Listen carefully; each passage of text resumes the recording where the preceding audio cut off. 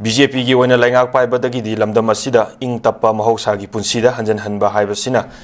हेना लुमना लवी हाइना BJP की मणिपुर प्रदेश की speaker अमसु ओबिरिबा MLA बोमचाना फोंदोरनि ओजा मसिगी मतंग दा कोगी लैंगाक पाइबदगी हानागी इपाइपुगी लेबिरंबा इंग चिप्पा लमदम अमा हंजलकनबा सिने हेना लुमना लवी हाइबसि क्यामु यामना थाजनिंगाय ओइबनो अमदि मसि करी मोथंबिनि ओजा हानमक्तदा कोगी BJP की ओइना लैंगाक पाइबदगी लमदम असिदा इंग तप्पा महौसागी पुंसीदा हंजन हनबा हाइबसिना लुमना लवी हाइना BJP मणिपुर प्रदेश की स्पीकर पर्सन ओइबिरिबा MLA इबोमचाना फोंदोरनि ओजा मसिगी मतंगसे कोगी लैंगाक पाइबदगी हाना लैरंबा तंदु लैताबा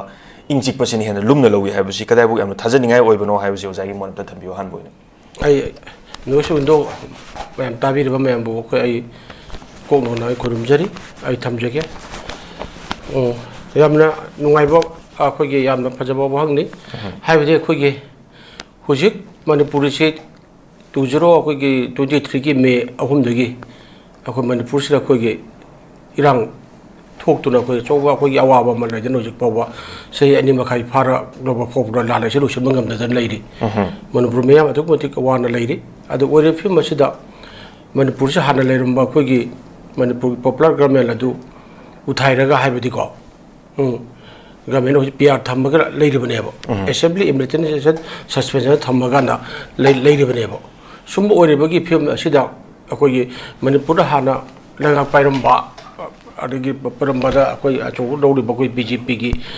MLA सिंह मया पुरम असिना अखोगी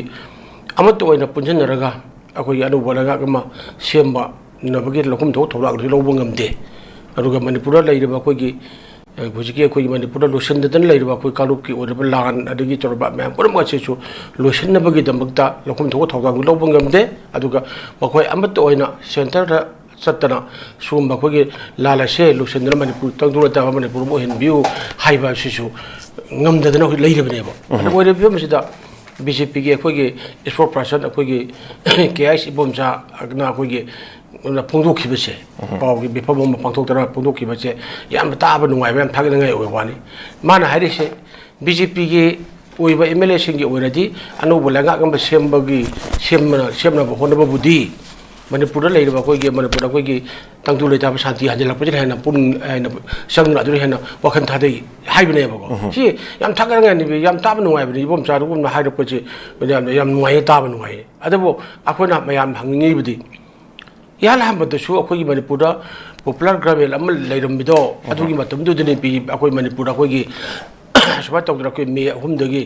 अखो 23 की मे अहुमदे होरगा इरांग अते थोकिबनेबा इरांग अदर मणिपुर गवर्नमेंट अमल चाउनो BJP की गवर्नमेंट चाउन लेरबनी अदु मतमदरा इरांग दो अखो मतमदगी गवर्नमेंट अखोगी अदु लक्ष्मणना शांति प्रोपंगम खिदेबा अदु मसी मे अदु करिगिनोबो सरकार लेरी मतमदरा इरांग थोक मतम लेरिबा अदु मतमदुदा मतमदुगी लेंगाक्तुना अखोगी अदु इरांग लक्ष्मणना शांति प्रोप ngमखिदेबा अदुगिने मोगी अदुगी लेंगाक लोइसिंग मतम अदुगी लेंगाक लोइसिंग अदुगी लेंगाक्तुना थबक तौबा इरांग लक्ष्मण मंगमदबदगी कदौरे BJP की अखोगी असोला के सेंटर की प्राइम मिनिस्टर के मैम पुन मंगना मणिपुर की मतमदुगी अखोगी चीफ मिनिस्टर दो दिल्ली दा कौरकांदा अखोगी MLA अखोई मागी चीफ मिनिस्टर फंदगी डिजाइन तौरगा गवर्नर पिछलगाना मणिपुर पिया थमगिबनेबा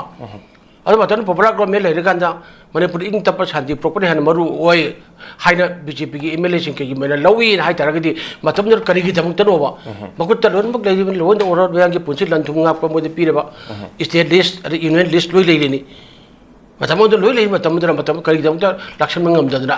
असिबे ख्यात जज ऑफ डेट कहीं असीबा खेत तालीबनो मैं पुनमक जुम मई लोई थरौतना ममांग थंजुनो का हालगांदा मी लिसिंग निफुन हुमफुरी थोइमुक लिरु केंद लेरिसिदी मुना अदु मोइगे मतमदि मोइ गवर्नमेंट मतम थोखिबने गवर्नमेंटना अदु कंट्रोल तोबो ngam लक्षण मंगमदना उजे तोखाय काय तादरा लेरिबनेबा अदु हुजि वाइदना मो अखोइदि लंगाक सेमबुदि मणिपुर अखोइ इरांग शांति पुसलकने हन लुमना लवी काना हाइबा असिदि अखोइना हाइबम थोइ का चिलम पाले का हाइबम थोइ का अखोइ पंक्ता तारिन हाइबा मालेबा हुजिना करी कबाय तौदना अखोइ शांति पुरकनब अखोइ MLA सिंह करी लौब ngamiबा कै थौरांग लौब ngamiगेबा हुजि मोइगे मरक्ता अमग तिनबा यादा ते अमग तिने यादा खैबो तादरा लेरि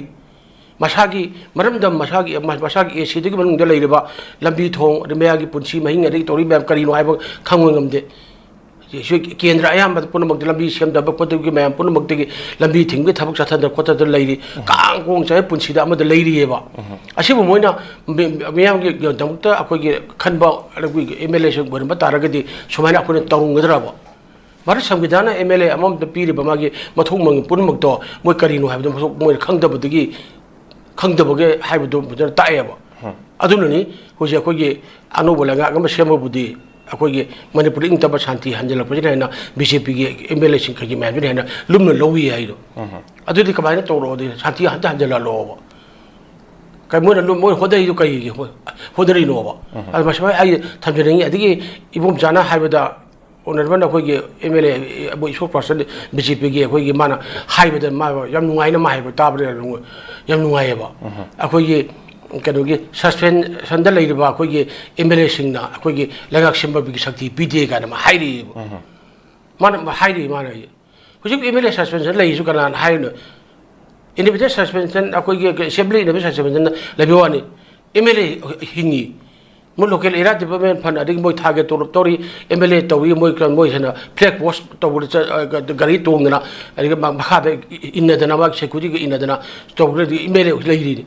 ese be investment tawur gi wadane